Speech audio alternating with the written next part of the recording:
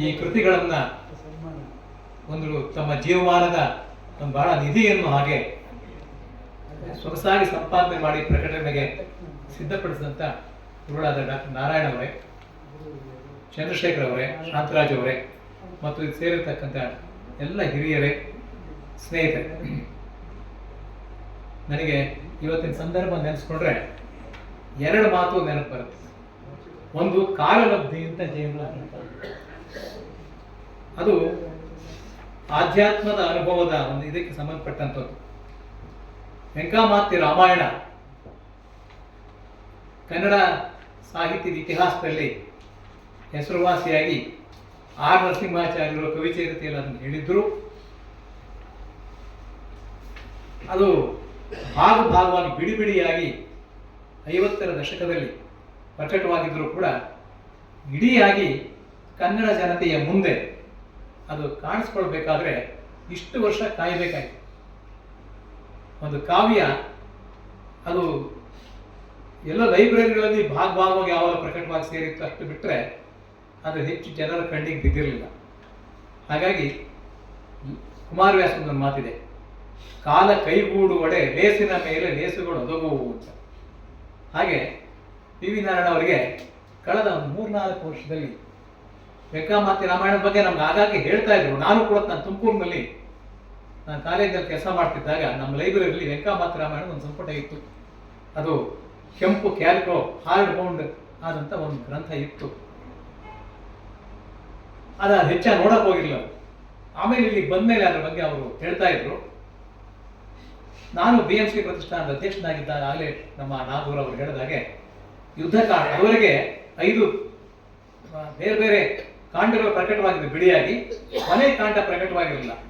ಆ ಯುದ್ಧ ಸಂಪುಟವನ್ನ P V Narayana ಅವರೇ ಅದನ್ನ ಒಂದು ಪ್ರಕಟಣೆಗೆ ರೆಡಿ ಮಾಡೋದು. ಅದು ರೆಡಿ ಮಾಡಿದ್ದು ತುಂಬಾ ಕಷ್ಟ. ಮೈಸೂರು ಕನ್ನಡ ಅಧ್ಯಯನ ಸಂಸ್ಥೆಯಲ್ಲಿ ಇದ್ದಂಥ ಹಸ್ತಪ್ರತಿಯನ್ನ ಅದನ್ನ ಯಾರ ಕಡೆಯಿಂದ ಕೂಡ ಅದನ್ನ ಇದನ್ನ ತೆಗೆದುಕೊಂಡು ಫೋಟೋ ತೆಗೆದುಕೊಂಡು ಅದನ್ನು ಇಲ್ಲಿ ತಗೊಂಡು ಅದನ್ನ ಅವರೇ ಕಂಪ್ಯೂಟರ್ಲ್ಲಿ ನಿಷ್ಣಾತರು ಅದನ್ನು ಸಿದ್ಧಪಡಿಸಿ ಅದನ್ನು ಪ್ರಕಟಿಸೋದು. ಅವರೇ ದುಡ್ಡು ಹಾಕಿ BMC ಪ್ರತಿಷ್ಠಾನದ ಹೆಸರು ಪ್ರಕಾಶಕರು ಅಂತ BMC ಪ್ರತಿಷ್ಠಾನದ ಹೆಸರು ಮತ್ತು ಲಾಭ BMC ಪ್ರತಿಷ್ಠಾನಕ್ಕೆ ಅದರ ಖರ್ಚು ವೆಚ್ಚ ಎಲ್ಲ ಅವರೇ ಹಾಕ್ತಿರು. ಅಲ್ಲಿಗೆ ಅವರಿಗೆ ತೃಪ್ತರಾಗಲಿಲ್ಲ. ಮತ್ತಾಮೇಲೆ ಒಂದು ವರ್ಷದೊಳಗಾಗಿ ಆ ವೆಂಕಮಾತಿ ರಾಮಾಯಣದ ಇಡೀ ರಾಮಾಯಣದ 6ನೇ ಭಾಗನ ಬಂದ್ಬಿಡ್ತಾರೆ.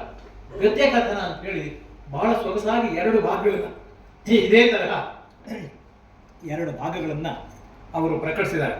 ವೆಂಕಮಾತಿ ರಾಮಾಯಣದ ಗದ್ಯ ಕಥನ ಇದು ಬಹಳ ವಿಶಿಷ್ಟವಾದಂಥದ್ದು.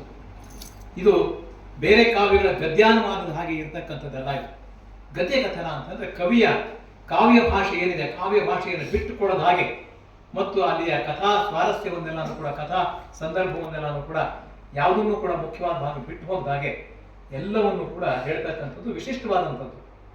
ಇದನ್ನ ಕುರಿತು ಒಂದು ಲೇಖನ ಬರೆಯುವಂಥ ಸಂದರ್ಭ ನನಗೆ ಒದಗಿ ಬಂತು. ಹಾಗಾಗಿ ನನ್ನನ್ನು ಈ ಕೆಲಸಕ್ಕೆ ಅವರು ಮಾಡಿದ್ದಾರೆ, ಮಾಡಿಕೊಡ್ಬೇಕು ಅಂತ ಹೇಳಿದ್ರು. ಹಾಗಾಗಿ ನಾನು ಸಂತೋಷವಾಗಿ ಇದನ್ನ ಮಾಡ್ತಾ ಇದ್ದೆ.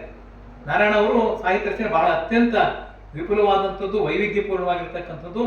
ಸಂಶೋಧನೆ, ವಿಮರ್ಶೆ, ಗ್ರಂಥ ಸಂಪಾದನೆ ಮತ್ತು ಇತರೆ ಭಾಷೆಗಳಿಂದ ಮಾಡಿದಂಥ ಅನುವಾದ, ಮತ್ತೆ ಪಂಪರಾಮಾಯಣ, ಧರ್ಮಾಮೃತ ಮತ್ತು ಅವುಗಳ ಮತ್ತು ಚಂಪು ಕಾವ್ಯಗಳ ಕಾವ್ಯ ಗದ್ಯಾನುವಾದ, ಆಮೇಲೆ ಶಬ್ದಕೋಶಗಳ ರಚನೆ, ಮತ್ತೆ ಬದುಕಿನ ಅನುಭವ ಶೋಧನೆಯ ಸಲುವಾಗಿ ರಚಿಸಿದಂಥ ಕಾದಂಬರಿಗಳು, 9 ಕಾದಂಬರಿಗಳು.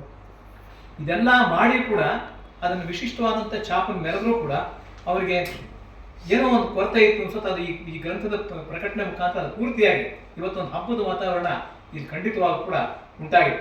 ಹಾಗಾಗಿ ಒಂದು ಲೇಸಿನ ಮೇಲೆ ಲೇಸುಗಳು ಒದಗುವಂಥ ವೆಂಕಮಾತಿನಿಗೂ ಕೂಡ ಯುದ್ಧಕಾಂಡ ಪ್ರಕಟವಾಯಿತು, ಆಮೇಲೆ ಗದ್ಯ ಕಥನ ಆಯಿತು. ಈಗ 2 ಸಂಪುಟಗಳಲ್ಲಿ ಈ ರಾಮಾಯಣ ನಮ್ಮ ಕಣ್ಮುಂದೆ ಕಣ್ಣಿಗೆ ನೋಟಕ್ಕೆ ಸಿಗುತ್ತೆ ಮತ್ತು ಕೈಗೆ ಹಿಡಿತಕ್ಕೆ ಸಿಗುತ್ತೆ. ಹೀಗೆ ಕಣ್ಣಿಗೆ ನೋಟಕ್ಕೆ ಮತ್ತು ಕೈಗೆ ಹಿಡಿತಕ್ಕೆ ಸಿಗುವ ಹಾಗೆ ಲಭ್ಯ ಮಾಡಿಸಿದಂತಹ ಗತಕಾಲದ ಗವಿಯಿಂದ ಎತ್ತಿ ತಂದು ಅದನ್ನು ಕನ್ನಡ ಜನತೆಯ ಮುಂದೆ ಇಟ್ಟಂತಹ ಈ ಕೆಲಸ ಇದೆಯಲ್ಲ, ಸಾಮಾನ್ಯವಾದಂಥ ಕೆಲಸ ಅಲ್ಲ, ಬಹಳ ಅದ್ಭುತವಾದಂಥ ಕೆಲಸ.